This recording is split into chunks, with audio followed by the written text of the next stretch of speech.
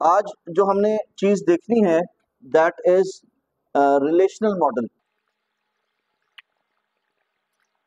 अच्छा, by the way जो है वो दो या तीन सुबह वाला जो लेक्चर था उसको मैंने 4 हिस्सों में डिवाइड कर दिया था और उसमें से 2 हिस्से शायद अपलोड हो गए हुए हैं और 2 हिस्से जो है वो आज रात को या कल मैं अपलोड करूंगा।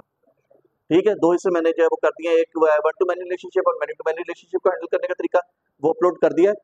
वन टू वन रिलेशनशिप और उसके बाद जो हमने जो बाद में उसके बाद काम किया था वीक एंटिटी वाला और एट्रीब्यूट ऑफ द रिलेशनशिप वाला, वो जो है वो नेक्स्ट इसमें मैं डाल दूंगा।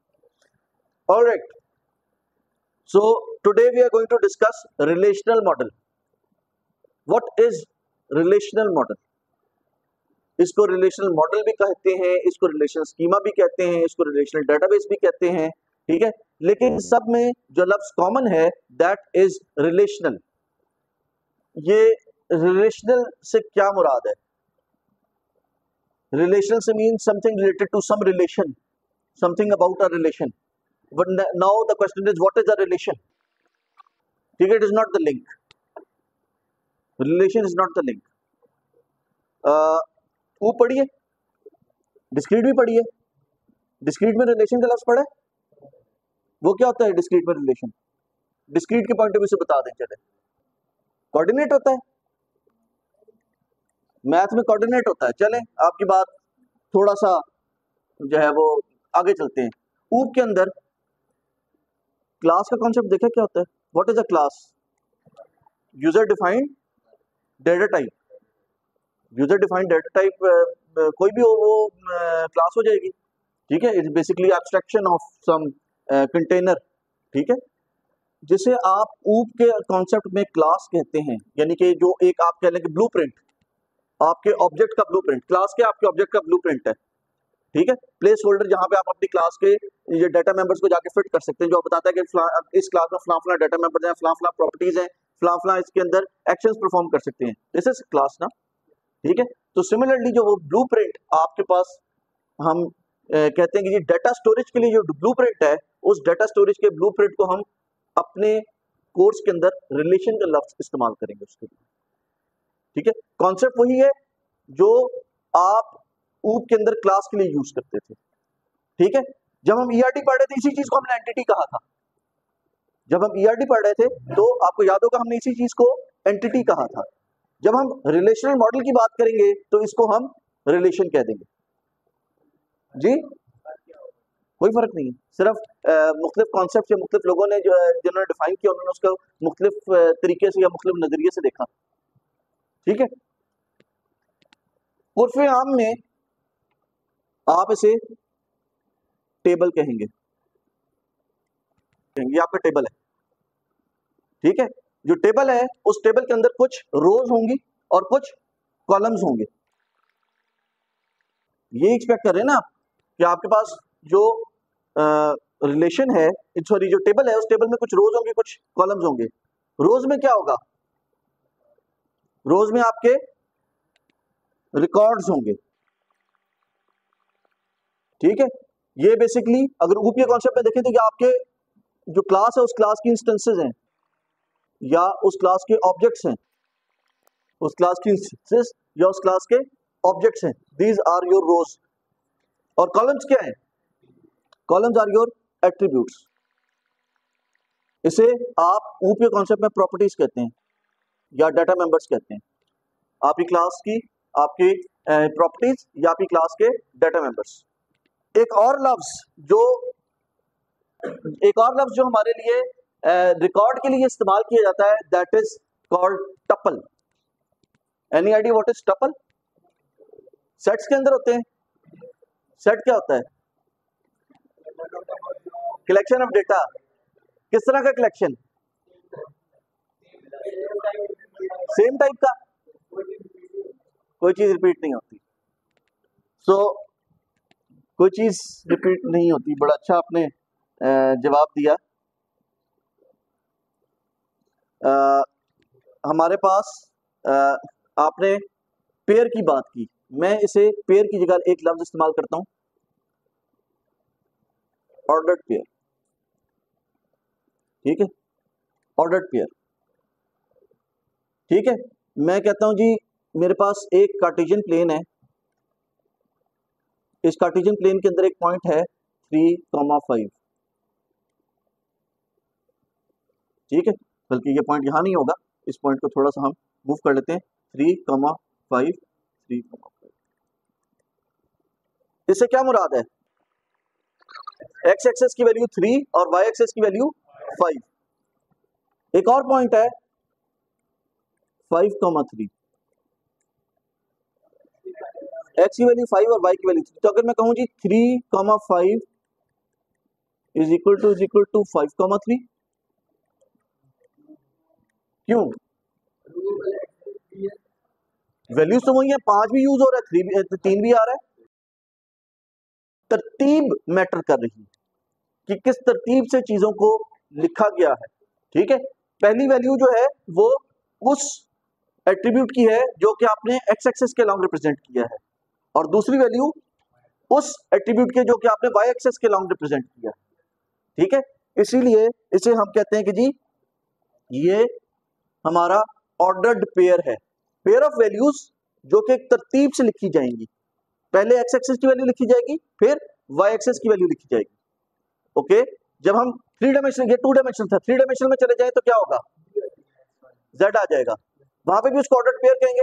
पेयर का मतलब तो 2 होता है, पेयर का मतलब तो 2 होता है, तो हमें वहां पे for 3 dimensions, for k dimensions, 2 से ज्यादा जब भी डायमेंशंस होंगी, लेट से हमने कहा जी हमारे पास 3, 8, 5 है, ठीक है, 3, 8, 5 है 3D के अंदर। यहां से हमें ये पता चलता है ये वैल्यू जो है वो अलोंग दी एक्स एक्सिस है, ये value along the Y axis है, और ये वाली value along the Z axis है। जब भी हमारे पास 2 से ज्यादा, इवन 2 वाले का भी, 2 वाले का हमने जनरल नाम दे दिया, लेकिन जब भी हमारे पास वैल्यूज इसी तरह होंगी कि तरतीब से लिखी होंगी कि पहली वैल्यू एक पर्टिकुलर कॉलम या पर्टिकुलर एट्रीब्यूट से की बता रहा होगा, दूसरी वैल्यू दूसरे की, तीसरी वैल्यू तीसरे की, तो उसे हम कहेंगे दिस इज अ टपल, और इसे हम लिखेंगे टपल, और टपल को हम लिखेंगे basically A B C D up to let's say K, जितनी भी हमारे पास वैल्यूज है, और ये कहेंगे कि this is my tuple T1 for k dimensions. So I can say that T1 could be defined as T1 is equal to A की value 1, B की वैल्यू 1, C की वैल्यू 1, D की वैल्यू 1 अप टू चलिए D तक ही रख लेते हैं, let's keep it simple, D तक रख लेते हैं। Tuple T2 is equal to A2, B2, C1, D2, and this is not equal to A2, B2, D2, C1। Values वही है लेकिन तरतीब फर्क हो गई है। ऑर्डर्ड पेयर वाली बात यह है कि उसकी पोजीशन इस लिस्ट के अंदर, इस लिस्ट के अंदर उसकी पोजीशन इंपॉर्टेंट है कि वो 3rd पोजीशन का आइटम है या 5th पोजीशन का आइटम है। ठीक है, वो 5th एट्रीब्यूट की वैल्यू को रिप्रेजेंट कर रहा है या 3rd एट्रीब्यूट की वैल्यू को रिप्रेजेंट कर रहा है। ठीक है, सो जब हम कहते हैं रिलेशन की बात करते हैं, now coming back to our original question, what is a relation? Relation is a set of tuples. Let's say मैं कहता हूं जी सेट S है, यहां पे मैं कहता हूं A1, B1, C1, D2, A2, B1, C2, D2, फिर मेरे पास आ गया A2, A3, B3, C3, D3। ठीक है, so this is a set of tuples. So now my question is, what is a set? Collection of data of same type.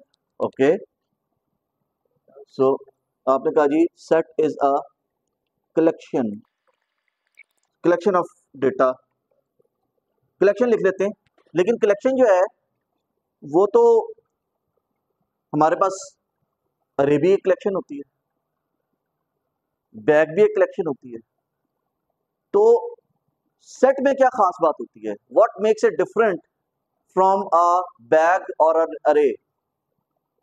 अरे में repeat हो सकते हैं। अच्छा अच्छा, बस है।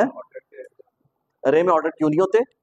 आपने कहा कलेक्शन ऑफ आइटम्स है, कलेक्शन ऑफ आइटम ये आइटम है, किसी भी टाइप के आइटम हो सकते हैं, जरूरी तो नहीं है कि हमने तो टपल को कहा, सॉरी हमने तो रिलेशन को कहा कि relation is a collection of tuples, is a set of tuples. अब वो सेट तो किसी भी चीज का होता है, मैं तो जनरल सेट की बात कर रहा हूँ कि सेट जो है वो क्या, what makes it set a set. देखिए दो चीजें हैं। अच्छा बैग की मैंने बात की, व्हाट इज अ बैग? है ऑब्जेक्ट है, किस तरह का ऑब्जेक्ट है? कलेक्शन टाइप का। उसकी क्या खास बात होती है? डिस्क्रीट पढ़िए, ठीक है। How many ways can you find a red ball from a bag containing 5 red balls and 3 black balls? So, ये वाले सवाल देखे थे, ठीक है। बैग से क्या मुराद है? बैग से मुराद है ऐसा आइटम जिसके अंदर ऑर्डर इंपॉर्टेंट नहीं है, क्योंकि यू डू नॉट डिस्टिंग्विश और differentiate between red ball 1 and red ball 2 and red ball 3, and duplicates are allowed. Order important नहीं है और डुप्लीकेट्स आर अलाउड।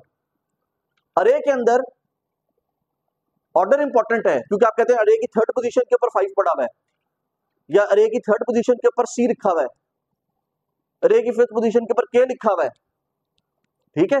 अरे के फला इंडेक्स के ऊपर ये वैल्यू होगी। अरे में पोजीशन इंपॉर्टेंट है, अरे में पोजीशन इंपॉर्टेंट है, ठीक है।